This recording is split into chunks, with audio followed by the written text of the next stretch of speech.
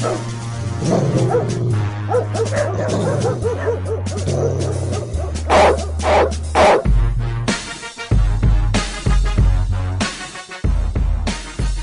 back to the Dawgpound here on allnoiseradio.com, powered by CSB, Connecticut School of Broadcasting.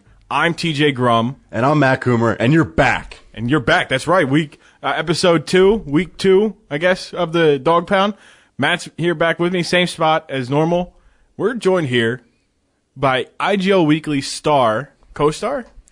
I like Star better. Okay. Let's go with Star. I'd like Star better, too. Star Darren Winberg. Welcome to the Dawgpound. Hey, thanks, guys. Thanks for having me. Not a problem. Our pleasure. Yeah. I'm excited to be here and share what knowledge I have with you boys. Well, let's get right to it then. I mean, Bulldogs came out with another victory, staying undefeated in the season. Dog bite number 1. Yeah, they are. They're still undefeated. Then it looks like the playoffs are going to start next week. They got a bye. I mean, from this point on, it really stinks. What do you guys think about the game that happened? Well, we were doing the camera work for that game as part of the CSB IGL partnership, and Bulldogs kicked off first, and the Camden Lions brought it right down their throat. And I turned to you and I was like, "Rut-row." That's exactly the word. Rut-row. That's all I can say. Just because that never happened to them. Their special teams is normally on point. There's nothing wrong with it. You know, they get down there, they contain, and guys, the other teams don't start that well positioned. No, and you could feel the animosity and the tension in the air. It was an in-state rivalry. Mm-hmm. Camden was tweeting saying they're going to win, they're going to whoop them, and you know what? They came out and kicked them right in the teeth. Mm-hmm. And I guess to the Bulldogs' credit, they did come back, but it was to start the game, they definitely were. Yeah, they responded right back. Yeah. I mean, they didn't go down 14-0. Mm-hmm. They went down. I believe it was 8-0. It was 6-0. It was 6-0. Then they came back and they tied it up 6-6 with their next possession. And then they kicked off again, and the magic happened. Except this guy had another number 1 on his jersey, number 11. He brought it back to the house, and it was. I think I looked to you and I went, returning the favor. And the thing is, well, I think we should mention it right away. They were missing a good amount of guys. Yep, they were. Yeah, I believe I was at the practice yesterday. They said they were missing, I think, at least 10 guys. 10 guys, yeah. I think so. And some guys were on the kickoff, and they have never been on the kickoff before. Mm-hmm. Yesterday at practice, they practiced that. Well, they should get down there because let's be honest. I think all year their Achilles heel, their one Achilles heel is their special teams. Mm-hmm. They've been giving up plays to half midfield. It's a 50-yard field, so you're getting halfway. You're going to score a lot of points. Now, credit to Coach Carter's defense. He does stop them a lot of the times, but what do you think they need to do to, just get their specialty? Exactly. It's practice. Yeah. That was, I think, one of the first practices where they stress special teams for the majority of the practice. They practice kickoff and kick return. Mm-hmm. So, Coach Turk obviously saw, and he was not happy with that. You saw him after the game. He wasn't entirely too thrilled with the result. He felt that the final score should have been very, very one-sided, and it wasn't. Mm-hmm. So he focused on the kick return. He focused on special teams this week in practice, at least last night and Monday. Yeah. And it's just one of those things where it happens, but you can control how many times it happens. And it happens back-to-back kickoffs. That shouldn't happen. Mm-hmm. That should never happen. No, after the first kick return, they should have been down at the 5. Yeah. And one thing I want to say is, though, I really feel like playing at the Wells Fargo Center in Philadelphia and playing at the Pinewood Sports Center in Bensalem Township is a completely different game. Mm-hmm. Yeah, good point. I mean, in Wells Fargo, you have a red-shirted kicker. And what his job is to do is kick, and he gets the ball down to the 1, gets down to the 0 in the end zone, hits it off the netting almost every play. Yeah. In the Pineland Center, they kick the ball, but the players doing Deshaun it. Thomas was kicking off. I don't know what he's kicking off, yeah. and I think it went in the air for maybe 4 or 5 seconds. I think it went down to the 15 maybe, and I feel like it gives it doesn't give the players enough time to fill their lanes to go to make that happen. I mean. And even when you kick the ball line drive in the Pineland Center, it opens up those lanes for the guys to actually hold the ball down. And I think it was the Hornets that also returned a kick that on Saturday. That's a good point too. And I really think that just in general, both games are completely different because there's no wall in the Pineland Center, and guys can just run out of bounds. And there's even kickoffs. Kickoffs should never go out of bounds unless they're kicked to the left or right. Mm-hmm. The play should always be alive. So I feel like just the dimension of special teams is completely different in both arenas. Yeah, and sorry about that. The like you said, the game is completely different. And really, Dijon Thomas is one of the best non-kickers in the league. And Best all-around athlete. Let's put it that way. Taking field goals. So, I mean, so when they're in the Pipeline Center, the Dogs normally have one of the better kickoff units. And it was just, that ceiling is so low, you can't get it high. Re-kick. Yeah, re-kick. And it's just, I think at one point there was a game that had 4 re-kicks. Yeah, 3 in a row. Yeah. It was just, that place is just, I mean, we've covered on IGL Weekly and how just the conditions for these players are rough. And it's hot. Yeah. It's really hot in there. Humid. I mean, one guy that was 3 weeks ago, he left for a heat exhaustion. Heat exhaustion. He got an ambulance. I mean, so we focused a lot on those special teams. And, those 12 points, it was 12 points, 12 right? points, correct.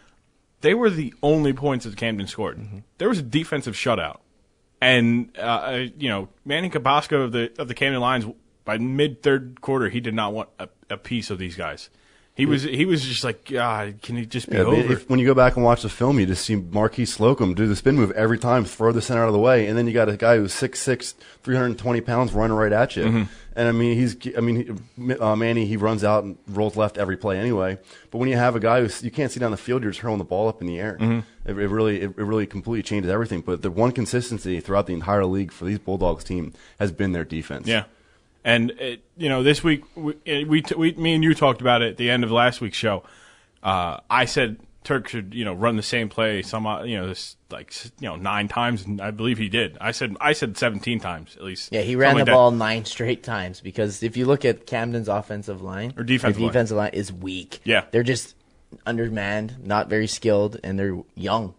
So you get the Dogs' offensive line who's 10 times bigger. Yeah, you got the substitution of Marquis going in for offensive line. Guy going in motion. Yeah. And I know we were sitting there, and hopefully you're seeing where I'm going with this. Man Beast once again showing off how much of a beast of a man he is. Yeah, I mean, right after the first kickoff, the guy with the 2-point conversion, Manny rolled out the left, the guy was open, and out of nowhere, Eric Childs batted the ball down. No 2 points there. Gets up and excited. Like he is an emotional leader for that team. Oh yeah, he will always be an emotional leader, and everything that he does every single week, especially now during the season, now that they brought the Wildcat in, is really. It just keeps impressing me. And that Wildcat run where he had 2 guys on his back and just threw him off. Number 92, he was the biggest guy on Camden, yeah. And then number 7 on Camden. I'm pretty sure he's one of their best defensive players. That was and he went over and just flipped him over his back. Yeah. And I mean, he only got 2 yards, but it was better than an 8-yard loss. Yeah, that was the most work I've ever seen for a 2-yard gain in the IGL. It was just, I was just awestruck because that happens to you when you're playing basketball and it hurts. These are bigger guys than playing basketball. There's 2 of them and they're on your back. And go ahead. It's just Crazy thing is, you told me because I was analyzing the gamekeeping stats. You're like, came up to me. I want you to write down how many batted balls he does and what he does. He had Talk about Eric Childs. Yes, yeah. Eric Childs. 7 batted balls. 7? 7. Beautiful. Like, he was all over the place. I think he had 2 touchdowns, a 2-point conversion. Exactly. So I think Coach Turk, to his credit, realized, okay, we need to get this guy in the game. He's an athlete. He's all over the board. Let's implement the Wildcat. Not only that, it saves their quarterback, Michael Merritt, because he is a little bit injured. It's 8 weeks in the season. Everyone's probably injured. So great call by Coach Turk. And they got the win. They're undefeated, and they finished the regular season of the Indoor Gridiron League undefeated. They got to bye, guys. They got to at least a week off, and. I mean, do they need another bye though? They had what 2 already? They already had 2 weeks off in a row. And third week. Yeah, they're going to be. It's good because a lot of guys are banged up. Jimmy Show went down. Yeah, how is he, by the way? I did speak with Coach. Okay. He said he's going for an MRI tonight. Excellent. He went for it today. I haven't heard anything back, but Jimmy, we got love for you, buddy. Hopefully, all goes well. Hope all goes well, buddy. Yeah. And as well, Sean Hawkins, his ankle. He rolled it or he sprained it, and it was pretty swollen. He was doing a lot of cardio stuff yesterday, running, doing all the calisthenics. wasn't in full pads, so you gotta hope. The one thing that bye weeks are good for. Yeah, getting healthy. Yeah, getting healthy. And Merritt, who was banged up, he's getting another week off. So a lot of these guys who are banged up are benefiting from this. Are you afraid Russ though? What about Russ in the playoff, guys? I think with the core that they have, the coaching that they have. especially that defense. The offense might be rusty. That defense, there's no such thing as rustiness. It's funny too because I was watching the game footage, and later in the game, I think it was the fourth quarter, the Camden Lions put together a nice little drive, and one of the players makes a move. He goes down the field, and my boy Denzel comes out, rips the ball out, forces a fumble. Bulldogs get it back, and that really iced the game. And I mean, just once again, just said no, you're not scoring. Like not only does the defensive line do it, but every player on the team makes plays. Yeah. And that's what you want, If like we said last week, we beat it in the ground last week. When one guy goes down, if he fails, another guy's making up for that fail, and then goes over, helps that guy up, and look, I got you. Get it the next play. The camaraderie of the team is amazing. You can tell they all like playing for each other, and they all love Coach Turk. And Coach Turk, he's a fiery guy. He's a Brooklyn guy, and you can feel like his passion. But it's like, why would anyone want to play for him? Because he's such a good guy. Everyone loves that. Coaches out there, some of them are like too hard-nosed. No one wants to play for him. You can tell people want to play for. I want to play for Coach Turk. I do too. I was at practice. I was like, man, if I only had pads, I could somehow be a part of this practice because he inspires. Yeah, he does. He makes you feel if you have a problem, he doesn't come to you and berate you. If you do something wrong, he's going to tell you what you did wrong. And then help you work it out. I feel like if he gave me an inspirational speech, he'd convince me that I was an athlete again, and I could put pads on and go play out in that field. And I'm not even half an athlete anymore. No, so no, you're not. Yeah, not even close. At least sure has been. I was a never was.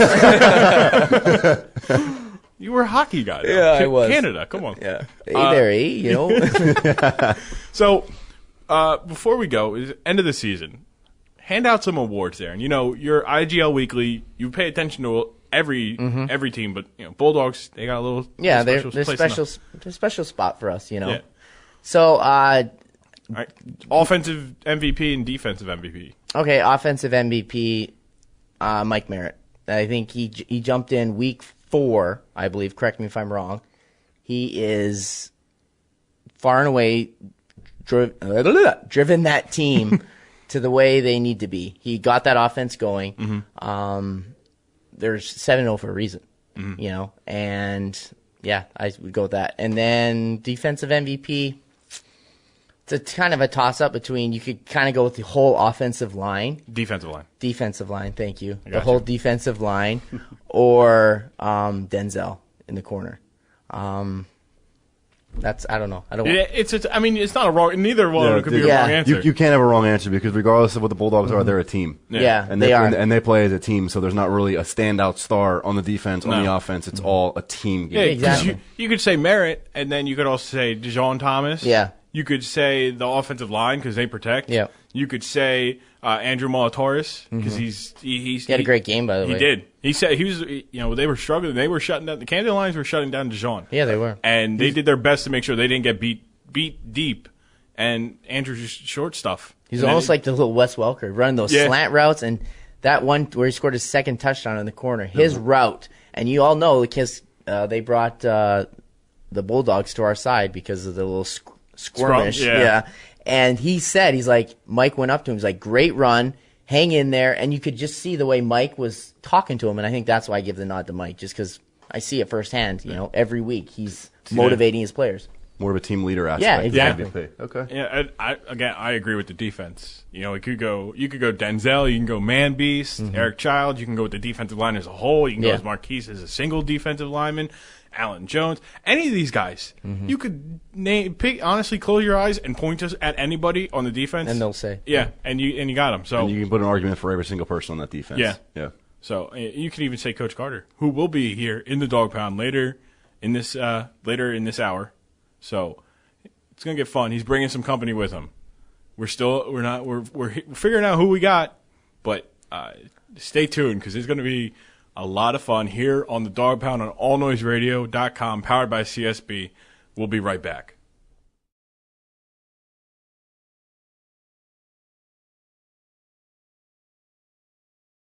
This is Andrew Molatoris. You're listening to the Dawgpound on All Noise Radio.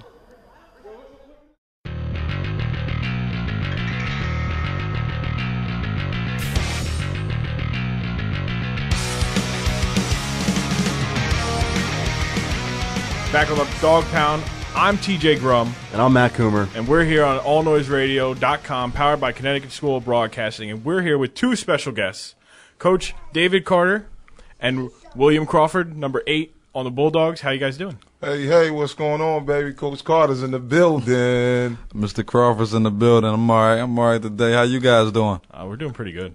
How about you, Matt? Yeah, I'm brighter than it is outside. Let's go with that. I'm with you, man. I'm just glad I got up this morning. hey, very least you got to hope for, right? That's it. Another great day to be alive. Yeah. That's it. Slow motion. Better than any motion. Mm-hmm. Very true. Coach is the defensive coordinator of the New Jersey Bulldogs, for any of you that don't know. Will is the cornerback, number 8, and also plays wide receiver sometime, but mainly cornerbacks? No, mainly cornerback. Mainly? Mostly? Wide receiver days is done. But I think he might got one play in him. Oh, all right. All right. Coach, we're going to start with you, get to know you a little bit more, your football background and whatnot. Why'd you get into football? Oh, I started in the 10th grade. I started late playing football, and I just went out there to just have fun. I really didn't know I was good at football until about 12th grade when coaches started coming to recruit me. Met a guy by the name of Don Nillen at the University of West Virginia. He came and took me under his wings, and then it just took off from there. All right. Where'd you go from there? Did you do semi-pro ball? Did a lot of arena football. Had a couple tryouts in the league. Didn't work out. Played a lot of arena football. Was up with the New York Dragons. Didn't work out there. Went up with the Manchester Wolves. Left from there. Went down to Lehigh Valley Outlaws. And then, now football hurts the body. So I said I can just put some X's and O's on some paper. That don't hurt at all. Well, where'd you first start coaching? My first coaching job was at Overbrook High School. Well, no, that's not true. First job I ever had coaching was volunteering at Ben Franklin High School, my alma mater. Okay. And I got about the greatest coach I ever had in my life, Coach Hill, told me I need to go ahead, and this might be my calling. So he sent me over and got my first paid job at Overbrook High School in Philadelphia. Head coach, coordinator? Defensive coordinator at Wilt Chamberlain's house. Okay. I was going to say that Overbrook, that's the house that Wilt Chamberlain bro. Yeah, Malik Rose, Will Smith, all those guys. Guyon Bruford, a couple guys, yeah. So how did you find the Bulldogs? Well, a lot of my guys that the first time I ever coached football was in 2004 at Overbrook High School. And, a lot of my guys had started moving up the ranks and playing college football and playing semi-pro. And then they just called me one night and was like, Coach, we need you. I was like, what you need me where? And then they said they got a team over in New Jersey. Can you come over and talk to the coach and see what you can do? And, and dotted a couple I's and crossed a couple T's, and we here talking to you now. Yeah, with the best defense in the IGL. Yeah, it seems like your X's and O's right now on paper has been working out so far this year. That's what I'm talking about. I'm trying to be like Nick Saban when I grow up. So talk to us about the chemistry between you and Coach Turkel. It's between you, it's very fun to watch from a sideline for us. It's just it's overnight marriage. So we still in the honeymoon stages. Some nights he don't like what I say, and sometimes I don't like what he say. But at the end of the night, we still love each other. He give me my kiss and I give him his kiss. So we go where we going. You've done a great job coaching the defense. I appreciate that. And we're excited to have you. I know Matt and me. There's a promo I believe you saw when your defense was basically just making the offense look bad. The only defense in the IGL that could make the offense look bad is the Bulldogs' defense. And you're sitting there surfing, and you're on the 25-yard line, just looking at the camera. We got the camera on the ground, and you just Well, I'm in the game, man. Mm-hmm. I want to play so bad, man. I tell a coach all the time, I got at least a half a play in me. And just being out there, like I tell the guys, man, I'm in every play. I'm living through those guys, man. I cut both of these legs off to be one of those guys, man. But then you wouldn't be able to be one of those guys if you don't have legs. Well, I'll be in their bodies. And they can have my body. I don't know if they would be exactly happy with that trade, but I get what you're saying. Here's a side question. Whose body would you choose to be in? Well, that's a good question. Who would you want to be? If I could pick a body on defense, Will Crawford. I would be Will Crawford. Mixed with a little Slocum. We just marvel at his size, speed, athleticism, and it's just how is it coaching him? It's great, but I always tell this guy he don't belong here. Something happened somewhere where something went wrong, and you always meet guys like that. And in this thing that they call football, sometimes you don't get second chances. So and I talk to him all the time about just trying to clean up your act, and because he's a great football player. And when I first met him, I said I don't think I'm going to coach you the whole season, but if I do get a chance to coach you the whole season, I want you to take some of the things that I learned being on this earth 37 years and doing what I need to do, because I couldn't listen and follow directions at first. So I'm trying to help him get back on that track to listen and follow directions. Because, if you can listen and follow directions, you go a long way. Yeah. It's all the talent in the world. If you're not hearing, if it's going in one ear and out the other, it's not going to help. It's only going to get you so far.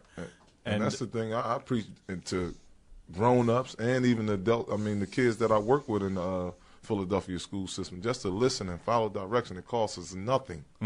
It's the littlest thing ever, just to listen and follow directions. Yeah, I fully agree, Matt. You have a follow-up to that? I really can't follow up to that. It's just he spoke the words of exactly what you want to hear from a coach, and I'd play it for you. Yeah. If like I said a couple minutes ago, if I was half an athlete, I am half an athlete. If that, you're not half. I'm not half an athlete, but I feel like if you gave me an inspirational speech, you could convince me that I could be on that field. Yeah, and my number one inspirational speech is just to tell my guys every day that I love them. My thing is, ain't nobody tell you the day they love you. Let me be the first one to tell you that I love you. That goes a long way.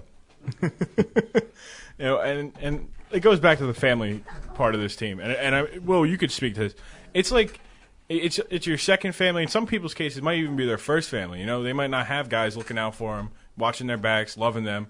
And for those guys to have, you, Turk Al, and the rest of the players having your back, saying, look, we got you, if you're down, call us, let us know, we'll help you out, make sure you're all right, everywhere. Things, and this goes a long way with all coaching. You never see what happens behind doors, man, at your home with your family. Your family goes through so much when you decide to be a coach. You don't be at home that often. And, I just take my hat off to my lady at home, because she allows me to do the things that I do. That's why I love her. She's a great person. Her name's Terrell Davis. And she just lets me, go out there, Dave, and do what you need to do to try to be the coach that you want to be. And I tell Will all the time, we're not doing this just to be doing it, man. We want to climb up that ladder, and at the end of the day, I do want to be Nick Saban. Yeah, he's very, very wealthy. I cut off the legs, the arms, to be Nick. I don't blame you. You got to tell him, once we get Nick Saban, we coming after Bill Gates. So it's never enough. All right, Will. Now, we spent a good portion with Coach. We want to get to know you. When did you start playing football? Man, I've been playing football since I was about 6 years old. I started on concrete. Not having nothing to do, staying out of trouble. I went to boarding school, played all 4 years at boarding school. Went to Millersville, played a little bit at Millersville, and then I had my daughter, and I gave football up. So once I got everything situated with my daughter, that's when I started getting into coaching. I had a mentor when I was my mother worked down at community college, had a mentor down there, and he had an after-school program where he worked with high school athletes, student athletes. So I got in there with them, did combines, did camps, and that's basically where I started coaching at. And then I got a chance. One of my friends was teaching at Benjamin Franklin. He became the head coach, and he pulled me over. And I've been there working clinics. I was blessed to meet Coach Carter. It's funny how I met him, because I was the JV coach at Benjamin Franklin, and his son was my quarterback. Oh, all right. And I was out there one day by myself with about 40 kids, just by myself. And you didn't know what to do? I knew what to do. I knew what I was doing, but I was just coaching everything. Oh, okay. And then Carter came to the sideline and was like, "You out here with all these kids by yourself?" He said, "Man, I'm going to help you out." And that's how me and him became friends. And go out there and see a guy just coaching 36 to 40 kids, man, by himself, and he's a special teams coach and the defensive coordinator, the offensive coordinator, the counselor. How did I mean? How long were you coaching these guys all by yourself? Was it for a good portion? Yeah, probably 2 years. Oh wow! Because it was just me and the head coach. And then like assistants would come and go. So honestly, it was just me and the head coach. So 2 years, and then Coach Carter came along, and me and him clear.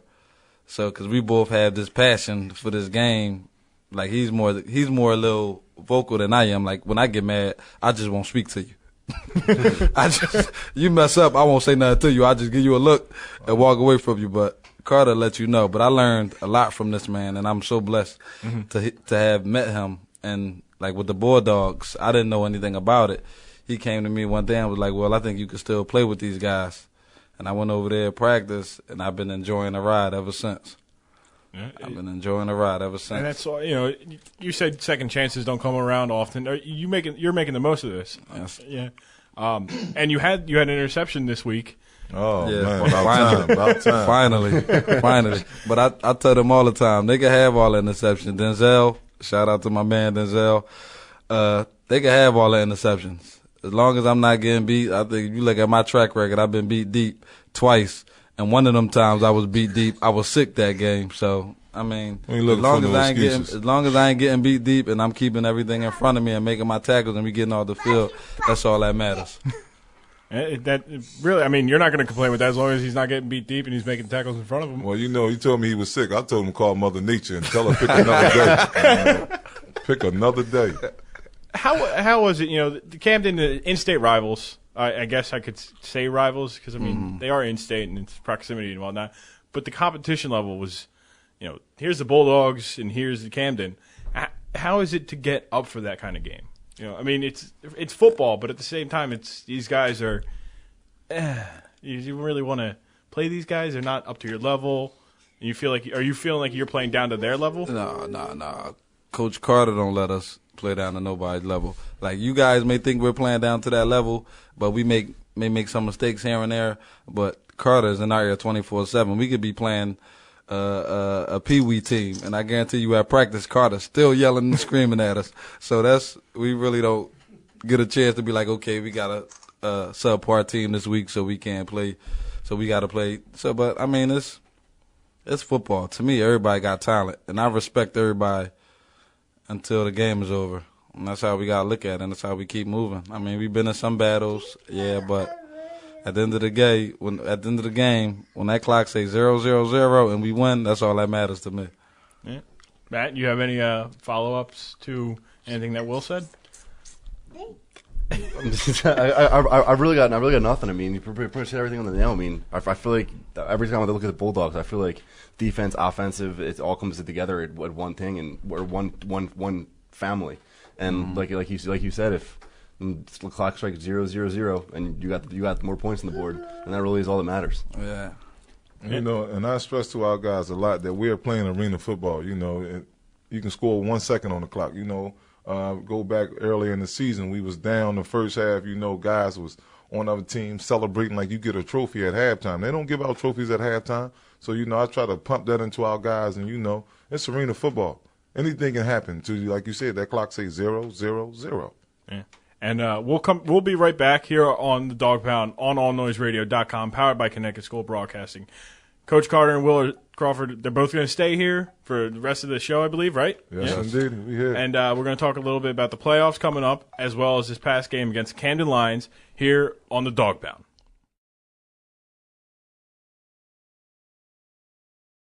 Hello and welcome to CSB's 50th anniversary celebration.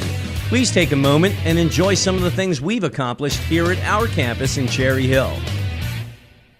Once head coach Adam Turkel contacted us here at CSB about covering his football team, the Bulldogs, we knew it was going to be a great opportunity for our grads, along with the players from the Bulldogs, because it gets them the necessary coverage to further their careers, as well as gives us the chance to film that for our careers. We first started filming practices just to make some promo videos for the team, and in doing so, our relationship with the team became quite strong. We did a Harlem Shake video to show that our relationship wasn't all work, but it could be fun too. As we went on, word got out to the IGL, the Indoor Gridiron League, about our relationship with the Dogs, and we were asked to cover the entire league. This was more than exciting for us because we now have the opportunity for our grads to be 100% hands-on in filming, editing, interviewing, and producing CSB's IGL Weekly television show.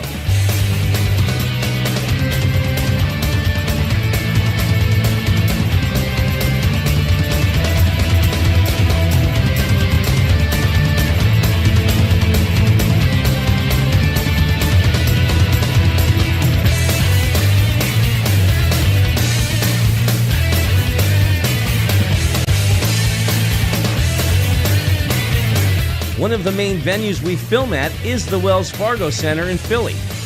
All of our CSB IGL crew get to film like a professional, interview players, coaches, on the field and in the locker room, giving them the real-life experience of what a career in sports broadcasting is all about.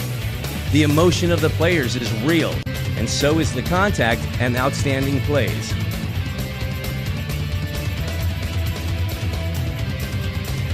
Our relationship with the IGL provides coverage of every game and player, which we break down and discuss the past week's action on CSB's IGL Weekly. This gives us and the league television coverage to get the players' names out there and material that our grads will use to strengthen their demos. The relationship we have with the Bulldogs and the IGL benefits all of us equally. We strive to maintain that relationship for many years to come. The players in the IGL deserve to be recognized, and our graduates are more than capable of making that happen.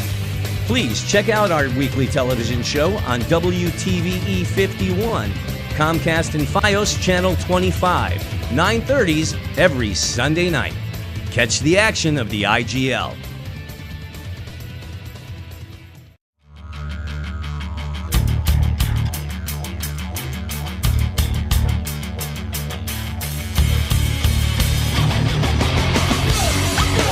Dawgpound here on allnoiseradio.com, powered by Connecticut School of Broadcasting. I'm TJ Grum. And I'm Matt Coomer. We're back with our two guests and a special third guest. Coach Lemont, you want to introduce yourself real quick? Good evening, everybody. I'm Coach Lemont. I do the special teams at Ben Franklin High School. I've been involved with football since 1976, and here I am now doing something that I enjoy. I've also developed my own football program called the 36 Chambers of Football, which is a football camp. And also I want to say that we're the 3 times out of 4-year championship at the Mutakim Football League. I've been known to be around a lot of great athletes, and Coach Carter's one. I'm glad to have one of the great players that he has with him, Coach Will, who's also a coach as well as a player. And as you can see, you have some great men right here in this room and men who enjoy this game. You know, our goal is to make sure that young men, if they're going to do this sport, develop into true men understanding it. So sportsmanship is the key. The minute that these young folks understand sportsmanship, the better athletes they can be. And from what I've seen at the New Jersey Bulldogs, they have some great student athletes who are now men who have transferred that knowledge into the game. So I've seen a lot of great things going with football, and I'll look for the future of it to go better, even with the concussion testing. Well said. It's very, very true. Sportsmanship is a very important part, And especially in this IGL, because the IGL really is an amateur league, and it's a league built to boost yourself to the next level. And I mean, I don't know if it's the referees or it's actually the players and their bad attitudes themselves. But some players in this league, they don't stop at the whistle, and their attitudes are they're just not right there, and it doesn't really make sense to me because, I mean, everyone in the Bulldogs, all your guys are their heads on straight, and I just don't understand how you can be an amateur athlete and want to get to the next level and have that bad attitude. Because I mean, even professionals right now, like Ndamukong Suh, his image is hindered for everything that he does after the whistle. Mm-hmm. I agree. I mean, we spoke about it last week with the lineman from Delaware. The Buccaneers, 52, and his cheap shot on Mike is just, like I said last week, there's no room for it in this kind of league, in any league, really. Yeah, but it's a lot of guys that know that they're not that talented, so a lot of them just strap up, and their main goal is to hurt somebody. If I ain't gonna make it, ain't nobody else gonna make it. That's a terrible attitude to really look at things. I mean, the IGL should be just one giant family. Everybody's looking to help each other, to get to that thing. You all have the same goal. Yeah. And I mean, some people, the Bulldogs, we're going to do it together. If one of us goes, we're all going to go. We're all going to help each other out. You got other people like, all right, well, if he can't go, my chances get better. Right. But I sat my freshman year, and I go and I tell my guys this. I sat behind a guy that played outside linebacker in front of me, and I used to pray that he gets hurt, and God never answered my prayers. I used to pray literally that this guy get hurt so I can get on the field. If we play football, sometimes you say I want to hurt somebody. And I had a game where I hurted a guy, and it didn't feel good because I'm a human person. My goal is, I want to win, and you say all kinds of things. I'm going to want to hurt you, and we get free homicides out here. But when you actually hurt somebody and you're a human being, you feel some type of way. And when I was in Manchester and I heard a guy and they took him out on the stretcher, I worried about that guy for about 2-3 weeks, man. I was calling him, emailing him just to make sure that he was all right because he's a human being. Yeah. And a lot of guys, they're so short-sighted. I hurt this guy, my chance is better. They don't think about, I tore this guy's ACL. He's never going to have another chance. I hurt this guy and I, hit him so hard it put him in a wheelchair. What does that do for you? That make you tough? It doesn't make you tough. No, I don't think it. Well, excuse me. One thing that I learned about this game and the history of it, as you mentioned, the guys who have been known to be, as you would call them, notorious bounty hunters on the field. And I go back to the guys such as the Jack Tatums, guys who have got the reputations, but outside of the game, nothing like what we're perceived to think of this sport. And as you can see, as Coach Carter mentioned, you always either you want to be the one that is known, that everybody thinks about and know who's doing the job right, or the guy who think about we have to watch him. It's a serious question mark about this athlete's ability to understand what we're looking for as far as players. Either you're going to play the game the right way or literally hurt someone. And this game should never be known for people losing their life, especially if it's entertainment. Yeah. Now, coaches, does a player with a bad attitude, does that attract you more to him, or does that not matter if his play on the field is adequate enough to fit your scheme? When I talk about just at the high school level, guy with attitude, I believe everybody can be saved, man. That's my thing. Growing up as a kid in North Philadelphia, it was hard for me to listen and follow directions. So I thank a lot of people for helping me get to where I got to today, because I think my third grade teacher, she seen me, Miss Hutchison, and she just started crying. I'm like, what's wrong, Miss Hutchison? She told me, I thought you'd be dead or in jail. So, and my thing is I just go back and try to help many kids as I can help. And, once you get to a certain level in your life, if you can't listen and follow directions, you can't be helped. I don't know what to tell you. If you can't listen and follow directions in the world that we live in today, you are truly, truly lost. You're gonna get stuck in one spot and not move from anywhere. That's true. Yeah. And I tell my guys, and that's where we go back with the attitude thing. You never know who is watching this game and got you on their board. You never know who's in the stands. Unless you go around and ask everybody, what's your name? What's your name? And I ain't never seen that done. Yeah. I have a motto that I live by, and I stress to all my young men, even on our football team, that these guys that are in camp. And the team motto is train to win, play to execute. If we're training to win, it's the same approach that I tell them take in the classroom or take well into life. Because all this training that you're learning, your education, and it all starts at home. This is the goal in order to play. We developed a contract, shall I say, that I brought over from my camp to our program at Ben Franklin, because we were known as Ben Franklin University. You sign this contract. This is the same something that you would sign if you were going to college, a letter of intent. We want them to understand it's all about that sportsmanship. It's all about your education. It's all about what you do. We all want to do that way. We all want to save children, and that is the goal when it comes to being a man. It's more than just coaching. It's mentoring, even when they're coaching grown men. The mentorship that they learn from someone who's done it, the better they become as an individual in life. We all talk about citizenship. What does it mean to be a citizen? Well, it starts with someone who decides to make a chance and take a stance to do something correct. And with coaching, we get that opportunity. And it's great. I had a couple coaches that are like that. Look, I'm not teaching you guys to play football. I'm teaching you how to be decent people, being men, turning you into immature high school punks, to being, ready to go into the real world and ready to tackle, basically everything with the proper respect that you need to give to succeed. there's some coaches that just care about football, and they don't care. They basically see the players, whether high school, amateur, semi-pro, professional, whatever level, as just a way for them to get to where they want to go. Kind of back to the players of saying, all right, I'm gonna use these guys to propel myself, rather than bring these guys up to where I am. Right. Well, I kind of look at it on the devil's advocate. I'll play it if you don't mind. Right. You always hear a child say, I want to go to school, become a doctor. No one tells them, well, you got to think about something else to do that behind it. The same attitude is taken in sports, which I hope would be that, hey, all I want to do is I want to play this sport. Fine, then we'll back you 100%.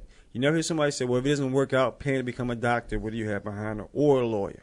When you mention any of those choices, people are all for it. Mm-hmm. But we don't think about sports that way. You got to have a backup plan if you don't make it. Then why are you playing it? Why do we put those stipulations in there from the door? If a person said this they want to do, I'm sure you gentlemen can testify by what you do. This is what you want to do. No one shot you down. But we make that mindset, and I think that's where you get the bad attitude. Someone telling you can't do something and you want to do it. You look at the Emmitt Smiths. He was told, you're too small to play. You got the Walter Payton. I'm just naming a couple of professional athletes that can tell you they heard these things, and I'm sure he's been told he couldn't do what he did. Coach Carter will tell you that. Coach Will tell you that. I can tell you that. And I know something about not being, no matter how good you think you are, someone's not making a decision to say you deserve to be out there. I wear those shoes also. So that's why I decided to stay and do what I do. How can I give someone the opportunity never to hear the pain that I've heard that you can never be good? So that's what we do. I wouldn't say like that, people are shooting down your dreams. Now I've been on both sides of the fence. I was in college trying to be a professional athlete, and it didn't work out. So, and for a while I couldn't watch the NFL because it hurt when I turned on Sundays for football. But now I'm teaching kids in Philadelphia, it's a bigger window. You can be a lawyer. You can be a doctor. It is easier to become one of those professionals than it is to become a professional athlete. Yeah. You got I look at the NBA. You got 2 draft rounds. Mm-hmm. You got 1 million guys trying to fit, 60 slots? Yeah, and then even smaller, you got 32 teams or so, 15 at most. It's not a lot of. There's a lot of spots. But I know it's a lot of hospitals. Yeah, it's a lot of courtrooms. Yeah, you're right. Mm-hmm. We always and I push that to my guys. And my thing is with working with guys, and I always say I want to go up there and be like Nick Saban. But as a coach, when those guys come back and they coach them when they was kids and now they're adults, and they say, Coach, thank you for everything you did for me and the things that you installed in me and told me in my life growing up has happened. And that's the greatest thing to me. I'm a man, but I do have feelings. And, my guys, when they come back and tell me, like I had a couple guys this year graduate, and when they showed me them degrees, man, it did something to me. It brought the school kill out of me. You can say it if you want to say it, but I'm nowhere near soft. But just to see those kids and moving on and coming back and say, man, thanks for all you did for me, it does something to me. It's got to feel extra special, too, because you grew up in North Philadelphia and you're coaching kids in Philadelphia. In the same part where I grew up at. Exactly. So that's got to be extra rewarding for you. Coach, I don't know where you grew up. I'm from Southwest in Philadelphia, but I'm right there where Jelly Bean Joe lived at Willows Avenue. Okay. I'm from that area. I lived all over the city, and we tell the children our stories. I said, even as a man, I have 2 sons. My wife and my children are currently in South Carolina because I fell into the funk between the housing situation. No matter how bad things have gotten for me, I made sure that my children had a place to stay. My wife has a roof over her head. And I love Miss Mel. But at the same time, I tell all our young men, no matter how well of an education you have, no matter what you do, if your eggs are not all lined up in the baskets and you not know no one, everybody looks at you differently. Mm-hmm. But I said, I've never given up. I said, through all of this pain and suffering that I'm dealing with, I'm still here for these young men. I'm still here for my coaches that I'm with. And being the senior male, not the first male on the staff, I give that to Coach Carter because he is the head coach, but being the senior male of the staff as far as age, I have a lot to share with these young men as well as they have a lot to share with my older self. So in turn, I tell these young men, I said, between the 5, 6, 7 coaches you have on this staff, there's over 100 years plus of football between all of us. So the more that you learn, but there's even a greater plus 300 years of experience as far as men when it comes to mentoring. So with that, you have 400 plus years to learn. And we will give it to you if you really want to know it. And that's what we do. You know, we teach more than football. You have men here who have been through pain and suffering, who have seen the horrors of the streets, as well as the greatness and the horrors of education. And what we do, we tell them. Responsibility is the key that when you open your mouth, you sign on and you sign up for something. Well put. You know, it's you don't cut any corners with these guys. You tell it how it is, and I think that's the one thing. And we kind of talked about it, or at least you guys kind of talked about it. People sugarcoat it. Sugarcoat it. Yeah, you can do this. You can do this. And then there's certain things like, oh, but you need to make sure you have this in case that doesn't. I think it needs to be all around. Like, look, I'm behind you 100%, but you also need to think about yourself in the sense of if that doesn't fail, find something relatable to that. I mean, like for me, football. As soon as I hit high school, I figured I probably wasn't going to play football. I didn't develop upper body strength as well as I probably thought I was going to. And basketball was, as soon as I stopped growing at 6'2", I kind of cried a little bit. But it's sports talk. There's other avenues that these guys. Coaching is a great way and a great avenue to still stay with sports and do something with it. Well, there are two fields that I tell anyone that are related: sports and medicine. As a former player myself, I developed a taste and love for medicine as a child. And so therefore, I developed what I do now. Besides my football camp, the children get to learn about sports massage techniques. I'm forever teaching them from my nursing skills background. I do a little bit of mental health, mental retardation with those young men. That comes down to the mentoring skills. So I don't view them as, okay, you have a disability. I'm viewing your disability as this, your weakness for wanting to learn. And if you're going to play this game, we have to get over those weaknesses. We have to concentrate on the strengths. And I tell them the biggest strength is wanting to learn to listen. That can be your biggest strength. You learn to listen, you can do something. That's any athlete to tell you. All things are 99% mental, 1% physical. And when they learn that, even as adults, when you learn these objects and these challenges, makes it a smooth transition. So that part of life, we tend to transition to help them understand the next.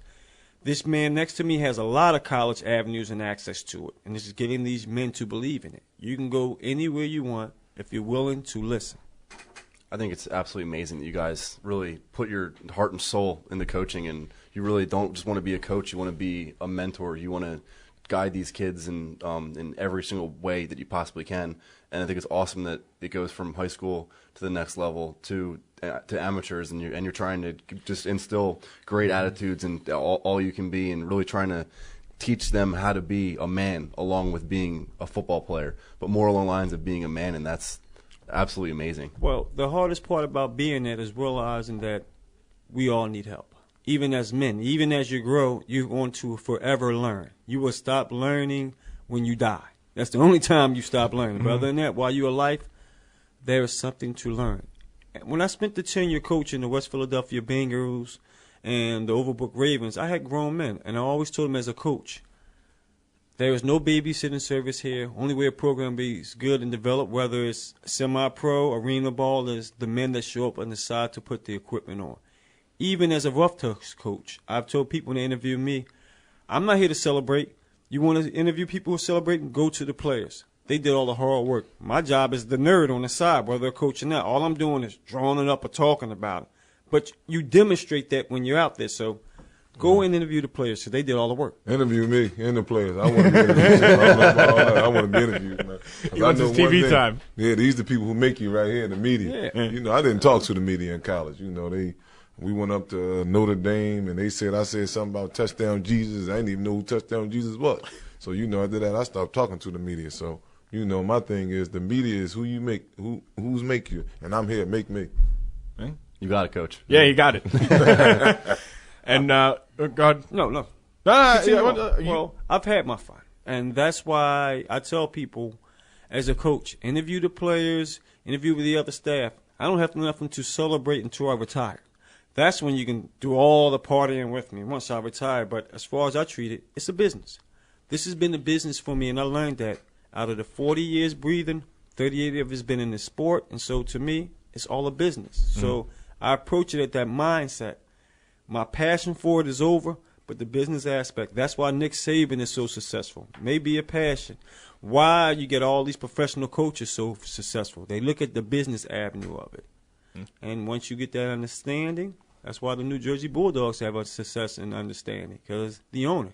And he made that well point known. It's a business.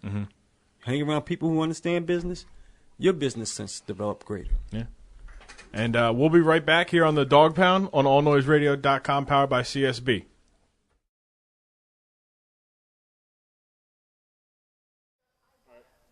This is Coach Carter from the New Jersey Bulldogs, and you listening to the Dawgpound. Wow, wow.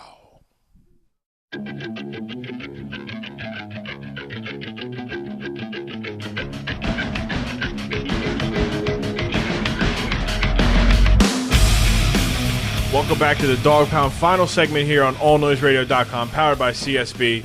I'm TJ Grum. I'm Matt Coomer. We're back with Coach Carter, William Crawford, number 8, cornerback. And for the Bulldogs. T-Time back there. Don't forget about Okay, I can't forget about T-Time back there. That's all the...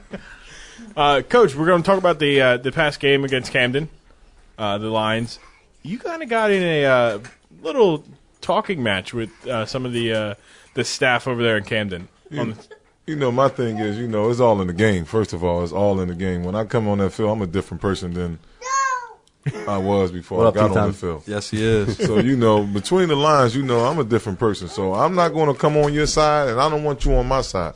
They came on my side, and I let them know, I don't want you over here. Yeah. Because you come over here, I might bite your hand off or something.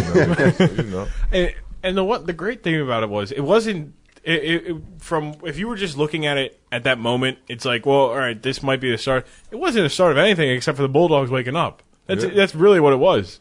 It was a kick in the butt to the Bulldogs. Like, all right, come on, guys. Coaches have fired up. Why aren't you guys? And from there it was, murder she wrote. My thing is, and I tell the guys this all the time, you have to put your best guys on the field. There's no friends out here. We want to win. So you have to put the best 8 on the field. If it's a wide receiver, it's a DB, you have to put the best guys on the field so you can win. Guys were missing, and you made up for it. Slow start, but towards the end, it really wasn't like you were missing anybody. Just like I said, just trying to get the guys up. Anything I can do to set the fire, I'm going to set it. My thing is, you have to do everything in your power that day and that moment. I tell the guys all the time, I'm home trying to build a time machine. I got the DeLorean in my basement. I put the trash in the thing. I hit the switch, and I be right in the same spot. So, I tell them all the time, if a play happens and don't go your way, let it go and live for the next play. And sometimes it's hard for guys to live like that. They harp on whatever happened the play before. Because, like I said, it's arena football. As a DB, you're going to get beat. And the thing is, can you come back from being beat? Yeah.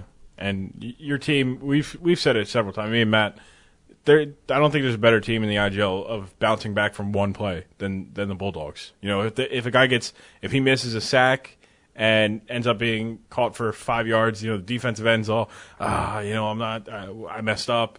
Linebackers, DBs, it's okay. We'll make up for it next play. And interception, sack, fumble, sack, incomplete pass, it goes away because you guys have a very short memory in that respect.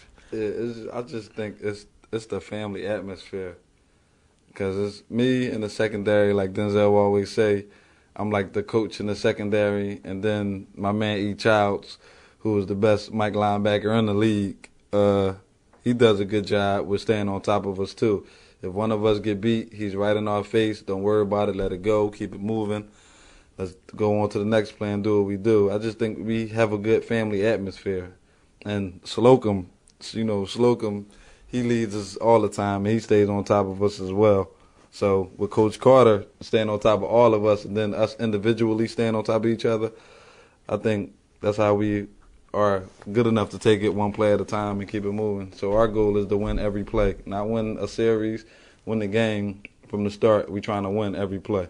No, it was cool watching the game against Camden, because you guys went down after the kickoff return. The offense came back after Eric Childs made a great pass deflection for the 2-point conversion, and then came back, scored 6, went back and down again, and then you tied the game back up. And then Camden never really could they never had a rhythm in the whole game in general.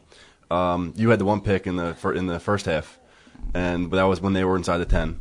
And I felt like that was a real big game changer and really got everyone woken up in the defense and the offense, and really just kind of changed the momentum of everything that was going on in the game. Yeah, it was cause Carter. That was the time Carter yelled at me too, because they kept, because I'm a shorter guy, so they kept trying to hit me with the jump ball, and when they couldn't really get me with the jump ball, he got me on the inside move and he beat me. He beat my jam and had caught a touchdown pass on the seam, but they had got a flag on that, and Carter gave me an earful. But after that, I took heed of what he said, and everything was to an end after that. Yeah. Now what's it like playing with guys that you said, like Eric Child's the best Mike in the league, man beast, Marquise Slocum, one of the best defensive linemen, if not the best in the league, and you got Denzel in your secondary as well. What's it like playing with those guys every play? Man, I'm the old guy of the bunch, man. I'm just here for the ride, man. I tell them all the time. It's like Robert Horry playing with the Spurs back in the day, or Mario Chalmers playing with D Wade and LeBron right now, man. I'm just here for the ride. Just try to contribute and do what I can do, and let them lead me. Yeah. I mean, you're a talented player in your own right. You're not. I think Mario Chalmers is about here. William Crawford's here. You contribute more. I mean, you had the pick, and you're also an influence to these guys. You're like you said yourself. You're a coach on the field. So it helps. I mean, do you find yourself actually maybe in the middle of play, coaching in your head, coaching up, your fellow? Yeah, I do. Like we watch a lot of film, so it's like I give them, I pick up on tendencies, and I'll let them know what's going on, and we communicate a lot. Like we may not communicate out there on the field, but when we get to the sideline, our coaches are constantly talking to us, telling us what to watch out for, what to do. So it's more of a like being a family and trust. Like trust, a lot of people don't understand that, but just trusting your teammates is huge when it comes to playing football.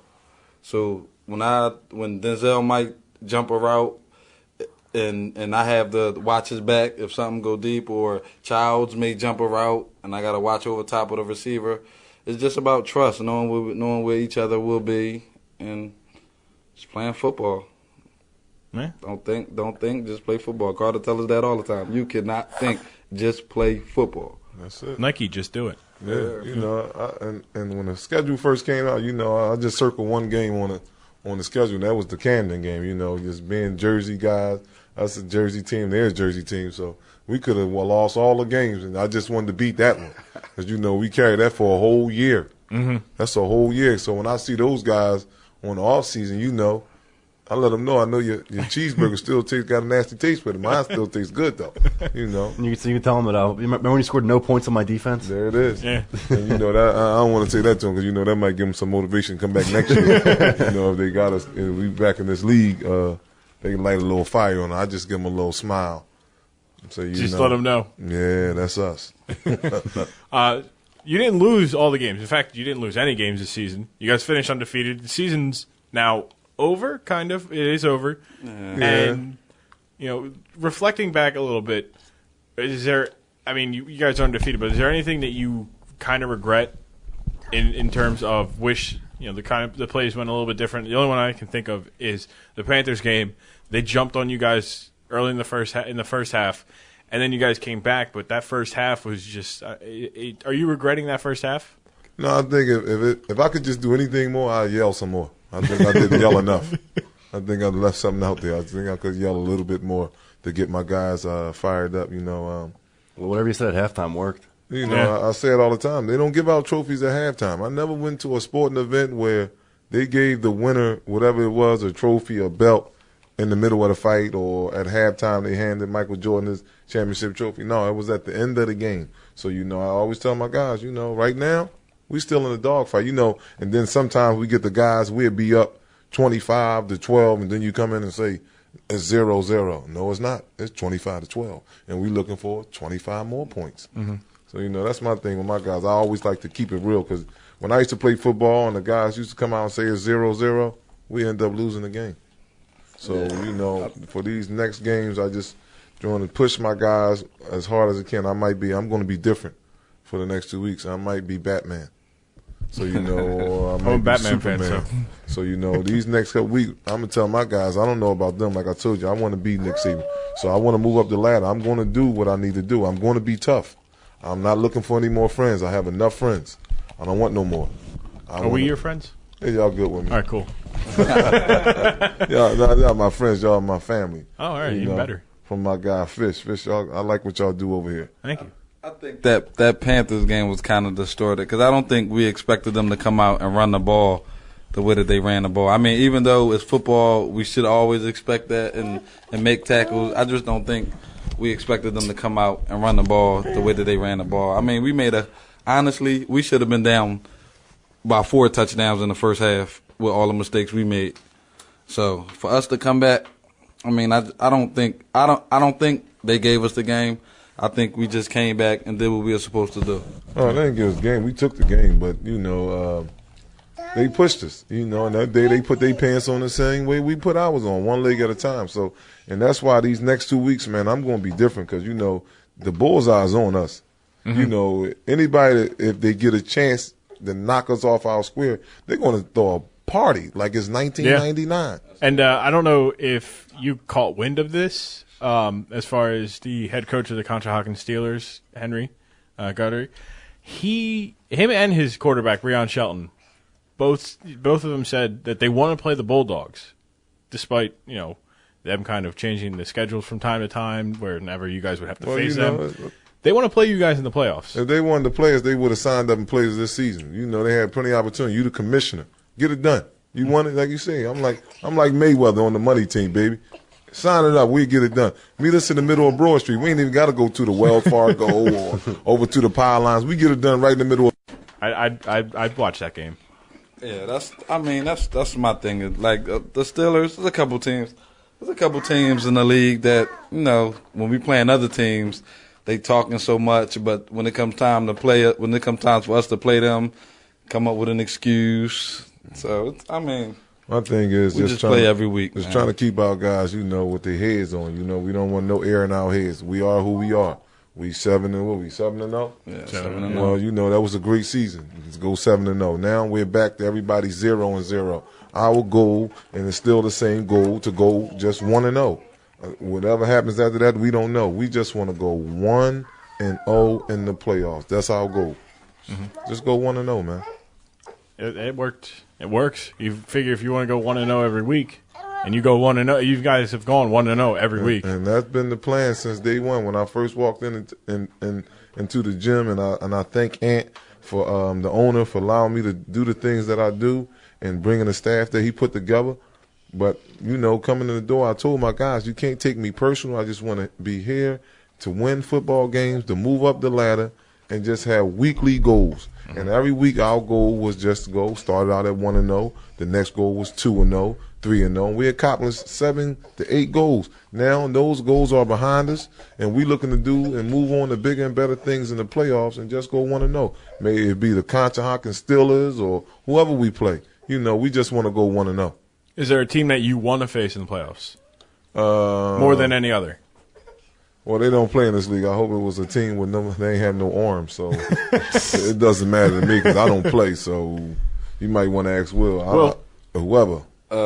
Man, we just trying to play football. Doesn't matter who they put in front of you. We don't be at practice saying we want to face this team, we want to face that team. We just trying to play football. Whoever lined up on the other side that has a different color jersey on, we coming out there to play football. It don't matter whether it's Conshohocken, whether it's the Hornets, whether it's the Bucks. We don't even care if it's the Falcons. If you line up on the other side of us, we coming to play football. That's it. Yeah, so it's worked so far. It's gonna. I hope it works. Because if you guys are out of the playoffs early, then we don't have anything to do. It might be a little bit selfish, but then as well, we're like the whole CSB Bulldogs. It's a very big family. Yeah. So if you guys succeed, we succeed with you. So we want to see you guys. You guys put in all the work. We just film it. Yeah, we know what's on the line because we know. Carter says this at practice all the time. Every game we play is the other team's championship. Every game we play is the other team's championship. So we know what's on the line. So we come with our A game. We've been dealing with adversity all season. I think every game we had 1 or 2 players couldn't show up because something was going on, whether it was family or they couldn't get off of work. So we've been making it thus far, so we're going to keep moving. But, I think just watching this season, every time we play, teams get up to play us. Mm-hmm. And that's the way it's supposed to be. If you're going against the number 1 team and you rank number 99, that day I'm not going to be number 99. I'm going to play at a high level until you knock me off this horse, and that's what I'm trying to put in these guys. These guys are coming for us. You can't sugarcoat it. We can't hide. It's going to happen. Mm-hmm. So, they got to handle their business. We're going to put you in the right position to make a play. We just need you to do what you do because at the end of the day, players make plays. Yeah. And coaches coach. They write the X and O's and chop off limbs to be the take their spots. Hey, that's it. Coach Carter, Will, Coach Lemont, thank you guys for stopping by in the Dawgpound. It was a fun time, and I know you guys want to. I know you want to get back on. You want as much TV time as possible. Oh, at the end of the day, I just want to tell you guys one thing. If nobody told you this today, let us be the first one to tell you. We love you guys. We love you guys. Thanks a lot. That means something. I want to give a shout out to the whole New Jersey Bulldogs organization. Coach Ant, the best owner in the league. Our coaching staff, the best coaching staff in the league. And, of course, our players, the best team in the league. Yeah. Well, I'm just giving Coach a shout out. If we giving our shout outs, you can give it a shout. Yeah. I want to give a shout out to the whole coaching staff. Dale Cass is not here tonight. I want to give a shout out to my family. Once again, Rel, I thank you for allowing me to do the things I do. Boo, I love you.